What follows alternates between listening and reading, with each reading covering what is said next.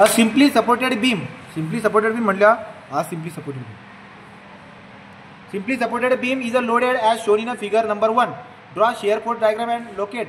तो draw shear force diagram and locate the position from support A. तो shear force डायग्रामची position locate करा where bending movement is maximum. ठीक आहे ना. हां, also calculate value of maximum bending movement. Maximum bending मुवमेंटची value बी काढायची आहे. ओके, तुम्हाला BMD काढायला लावली, तुम्ही असं काही ACFD BMD नका काढू. त्याने तुम्हाला प्रश्न काय विचारले तो बघा पहिले, त्याच्यानुसार मार्क आहेत ते. ओके का. चला मग कामाला लागू. आता इथं मला दिलं त्यांनी आता 4 मीटरच्या लांबीपर्यंत दिले त्यांनी मला 100 किलोन्यूटन पर मीटरची UDL. हे अंतर आहे 4 मीटर. यांच्या मधात 4 मीटर. ठीक आहे.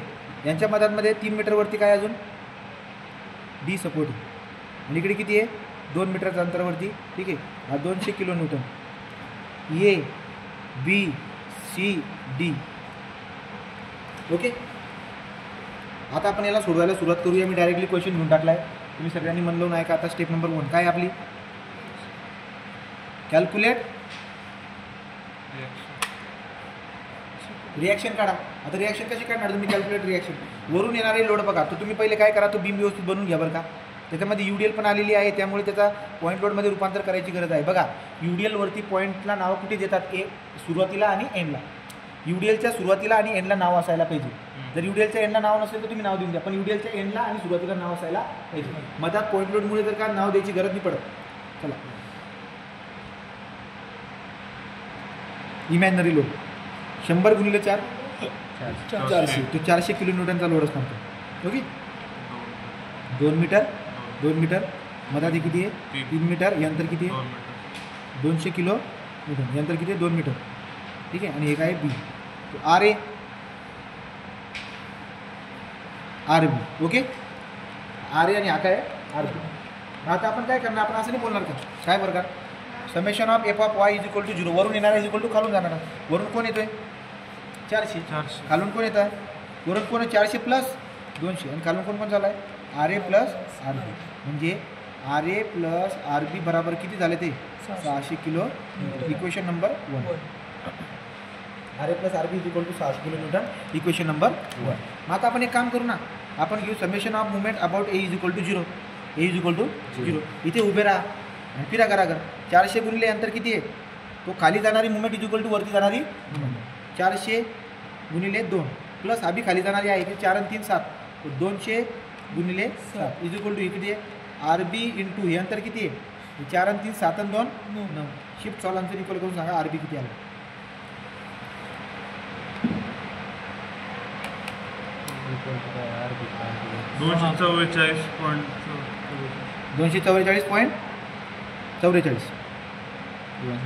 $244.44 किलोन्यूटन. हा झाला RB. जर हा RB येतोय तर तुम्ही याला उचलून याच्यात टाका ना. So therefore RA plus 244.44 is equal to 600. 600 मधून 244.44 गेले. RA किती आला RB नाही RBचं ठेवून देतो ना. किती आला सांगा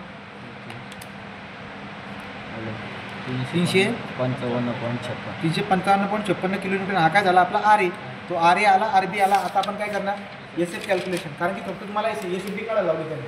SFD काढा आणि SFDचे ना किती अंतरावरती ते मॅक्सिमम आहे ते शोधायला लावले. ठीक आहे.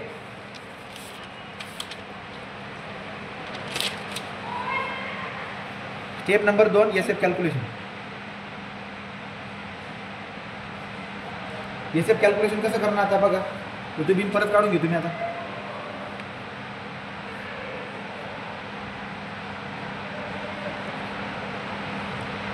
आहे A C D B 2 metre 3 metre 4 metre 100 kilonewton per metre. Okay. 3 metre 4 metre 2 metre. हा किती 200 किलोमीटर. याची इमॅजिनरी लोड किती तुम्ही टाकून द्या 400. ओके. सुरुवात करू आता. चलो. शेअर फोर्स Aच्या लेफ्टला इथे जर तुम्ही उभे राहिले तर कोण आहे 0. शेअर पेड Aच्या राईटला इथे रिॲक्शन किती आली तरी 355.56. ओके. तो शेअर फोर्स Aच्या लेफ्टला 0. शेअर फोर्स एच्या राईटला तुम्ही मारलेला बाण मागं मारलेला बाण 355.56. चला आता इथे या सीला शेअर फोर्स सीच्या लेफ्टला तुम्ही मारलेला हा बाण तुम्ही मागं मारलेला बाण त्याच्यामध्ये कोणी आहे का बाण आहे 400 खाली तो मागची व्हॅल्यू 355.56 मायनस 400 किती सांगा मायनस 44.44. चला पुढे शेअर फोर्स सीच्या राईटला तुम्ही मारलेला बाण मागं मारलेला बाण कोणी आहे का कोण नाही मागची व्हॅल्यू तशी अरे कोणी आहे का हां किती आहे मायनस 44.44 किलो. चला डीला आहे शेअर फोर्स डीच्या लेफ्टला तुम्ही मारलेला बाण मागे मारलेला बाण कोणी नाही आहे तो सीच्या शेअर फोर्स डीच्या लेफ्टला पण किती आहे मायनस 44.44 किलो. चला आता डीच्या राईटला या आपण कसं करणार आता शेअर फोर्स डीच्या राईटला काही मायनस 44.44 आणि या दोघांमध्ये कोणी 200 खाली चाललाय खाली म्हणजे काय मायनस तो मायनस किती मायनस 200 किती मायनस 244 मायनस 244.44 किलो. आता आपण जाणार लास्ट पॉईंट ना बी इथे रिॲक्शन किती होती सांगा बरं बी आरबी रिॲक्शन आहे 244.44 244.44.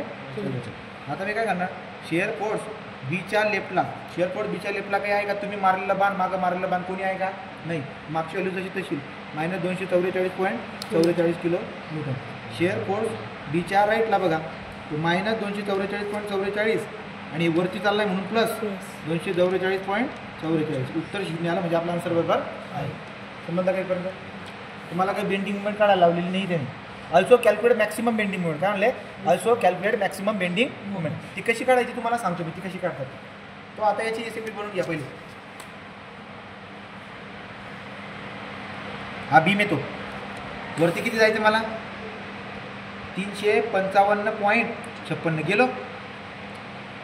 ए पासून तर सी पर्यंत पायऱ्या 400 पायऱ्या उतरायच्या सी पर्यंत म्हणजे समजा हा सी बघा हा सी तो सीला 400 पायऱ्या उतरणं म्हणजे कुठे 355 पायऱ्या तिथंच कुठेतरी होऊन जातील 400 पायऱ्या इथपर्यंत 400 पायऱ्या उतरत जाणार म्हणजे इथे कुठेतरी 400 लागेल कळतंय का तुम्हाला हां मग हे 400 जे काय हे 400 इथपर्यंत गेले ओके सी पर्यंत मधात कुठलाही लोड नव्हता डी पर्यंत so no load up to D पण डीच्या खाली अचानक हे किती आलं बरं का याची व्हॅल्यू किती आली करून घ्या बरं का सांगतो तुम्हाला हे दाखवू 355.56 मायनस 400 कर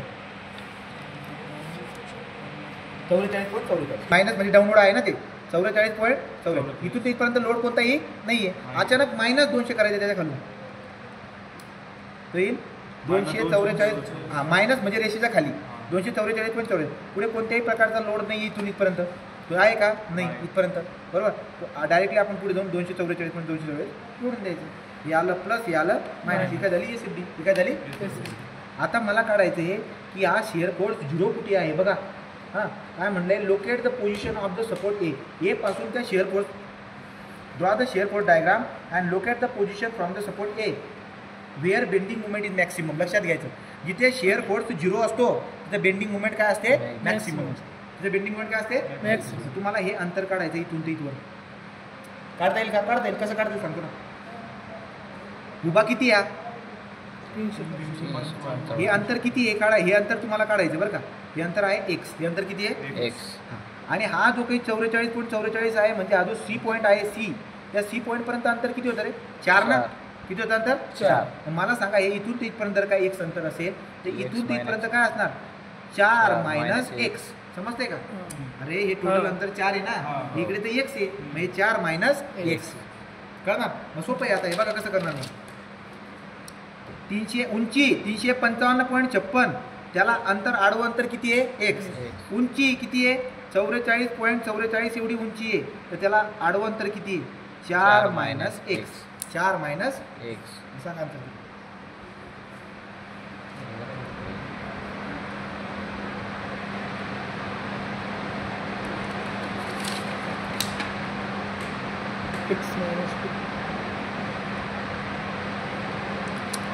सांगा किती आन्सर आहे शिफ्ट चा आन्सर इक्वल करून करा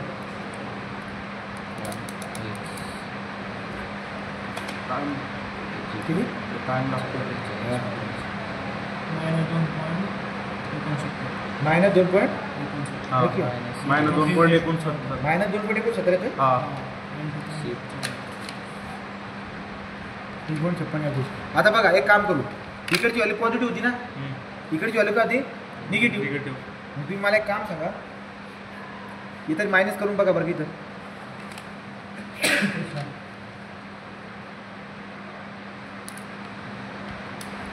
उभा हां आडवा डिवाइड बाय उभा 355.56 इज इक्वल टू आडवा 4 मायनस 1 डिवाइड बाय उभा 44.44. काय फरक पडणार आहे कर बरं का, तेवढं सरी